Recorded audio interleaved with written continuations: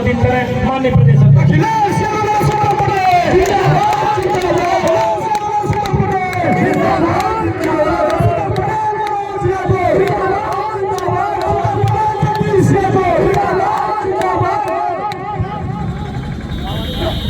खेत खलियान बचाओ, कुटीर उद्योग बचाओ, रोजगार दो। किसान जवान पटेल यात्रा के स्वागत समारोह के आयोजक हमारे बड़े भाई सरकार के पूर्व मंत्री आदरणीय जगदीश यादव जी, इस कार्यक्रम के कर्ता धर्ता संचालक समाजवादी पार्टी के उदीयमान नेता मनोज यादव जी, हमारे साथ इस किसान नौजवान पटेल यात्रा में लगातार चल रहे राष्ट्रीय सचिव श्री अखिलेश कटियार जी और समाजवादी पार्टी के राष्ट्रीय कार्यकारिणी के सदस्य गोरखपुर के निवासी भाई किसान सिंह सेठवार जी, और इस यात्रा में हमको बल देने वाले, लगातार इस यात्रा में अपनी अहम भूमिका निभाने वाले विधान परिषद के सदस्य भाई संतोष यादव सनी जी, जिले के निवर्तमान अध्यक्ष नगीना साहनी जी, पूर्व जिला अध्यक्ष भाई अवधेश यादव जी, समाजवादी पार्टी में अभी हाल में बहुत ही ऊर्जा से लबरेज समाजवादी में शामिल हुए नेता भाई सुनील सिंह जी, मंचा सिंह, सभी सम्मानित नेतागण, उपस्थित भाइयों बहनों, नौजवान दोस्तों, पत्रकार साथियों, सबसे पहले तो मैं आप सभी भाई बहनों से क्षमा चाहता हूं कि मैं आपके बीच में 6 घंटे विलंब से आया, और विलंब से आने का कारण मैं अकेला नहीं हूं। मैं सुबह 7:30 बजे देवरिया से चला।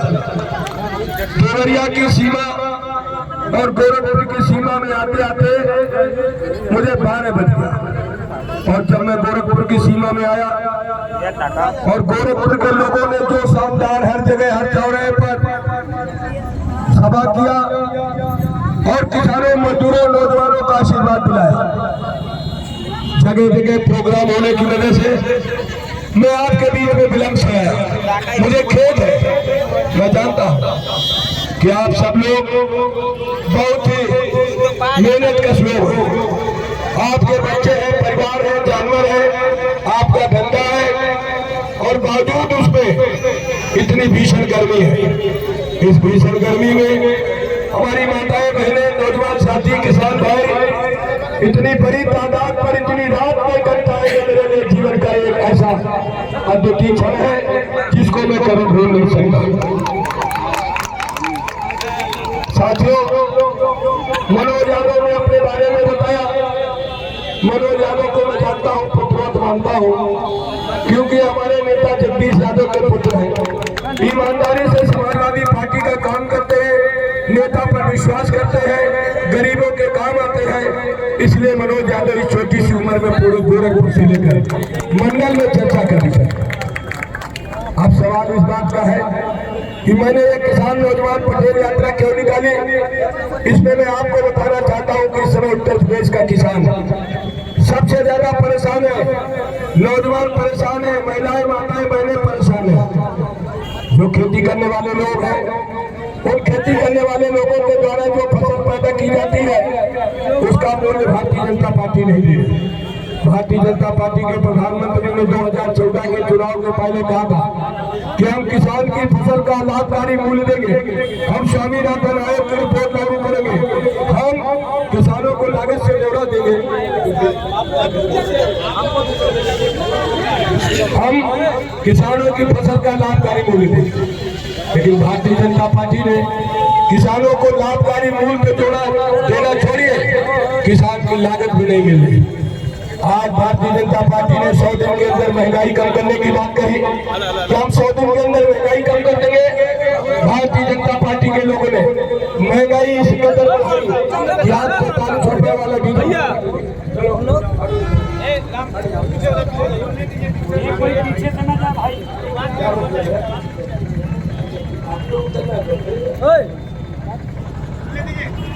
43 रुपए वाला डीजल 90 रुपए लीटर का हो गया। 63 रुपए वाला पेट्रोल 160 रुपए का हो गया पर लीटर। और रसोई गैस जो खाना बनाने के काम आती है वो 350 रुपए वाला सिलेंडर 950 रुपए का हो गया। खाद की बोरी का दाम बढ़ गया, खाद की बोरी का वजन घट गया, दवा का दाम बढ़ गया, पढ़ाई का दाम बढ़ गया, सिंचाई का दाम बढ़ गया, किराया बढ़ गया। लगातार महंगाई भारतीय जनता पार्टी बढ़ा रही है और किसानों की फसल का मूल्य नहीं दे रही। किसान अगर अपनी फसल के मूल्य को मानता है तो उसके ऊपर लाठी चलाई जाती है, उसके ऊपर आंसू गैस के गोले छोड़े जाते हैं, उसके ऊपर पानी की बौछार की जाती है, उसके ऊपर फर्जी मुकदमे लगाए जाते हैं। और आज हमारे गीडा के भाई जिनकी भूमि अधिग्रहण कर रही सरकार बिना नियमों के माननीय उच्च न्यायालय के स्थगन के बाद यही है भारतीय जनता पार्टी। ये किसानों की दुश्मन है, नौजवानों की दुश्मन है, महिलाओं का सम्मान नहीं। इस भारतीय जनता पार्टी के जमाने में आज 4 वर्ष के ऊपर योगी जी को हो गया, गोरखपुर के रहने वाले हैं।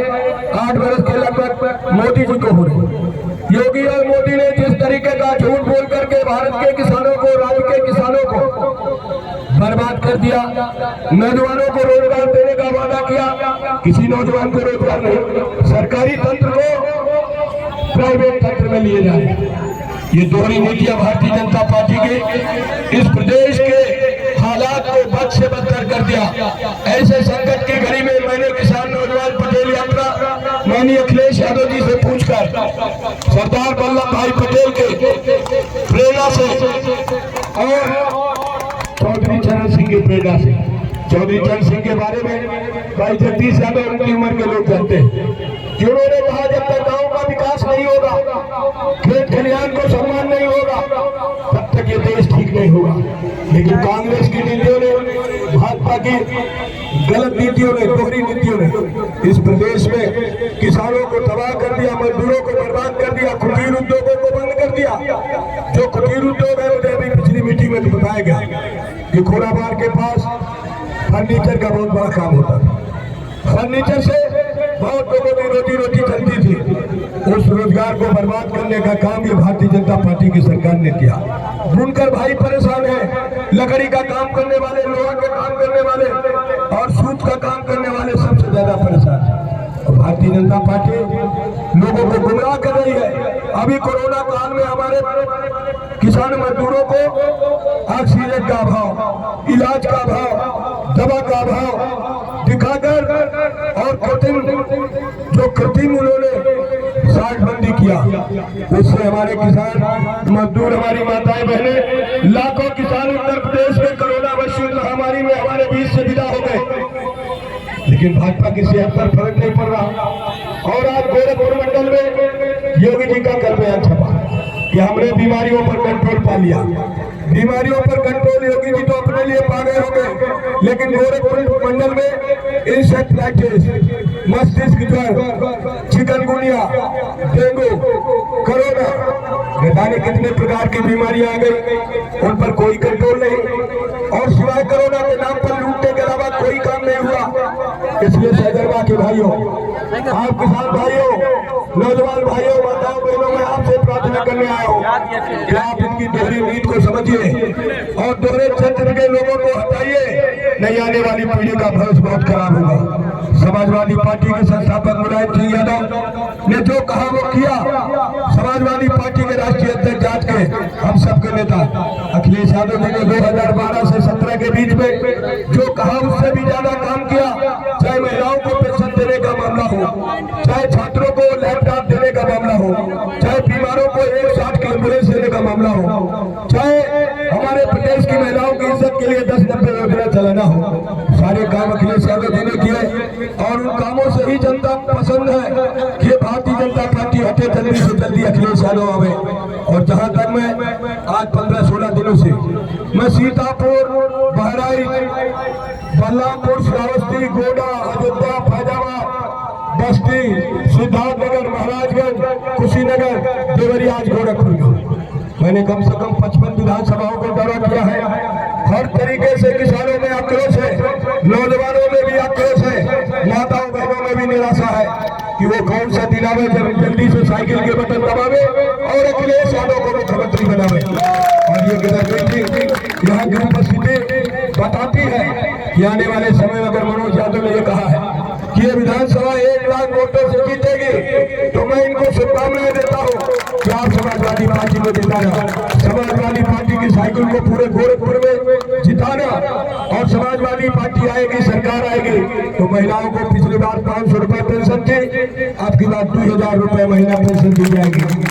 किसानों की फसल की लूट बचाई जाएगी, हर किसान को कम से कम न्यूनतम समर्थन मूल्य की गारंटी दी जाएगी, नौजवानों को रोजगार देंगे, नहीं तो बेरोजगारी का भत्ता देंगे। इस तरीके के विकास की योजनाएं चलाकर उत्तर प्रदेश को सर्वांगीण विकास माननीय अखिलेश यादव के नेतृत्व में होगा।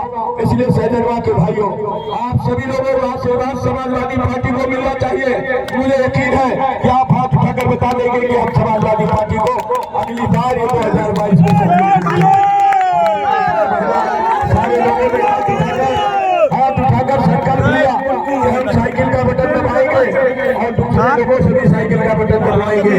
माताओं बहनों ने आशीर्वाद दिया, बुजुर्गों ने आशीर्वाद दिया, नौजवानों ने साथ देने का वादा किया।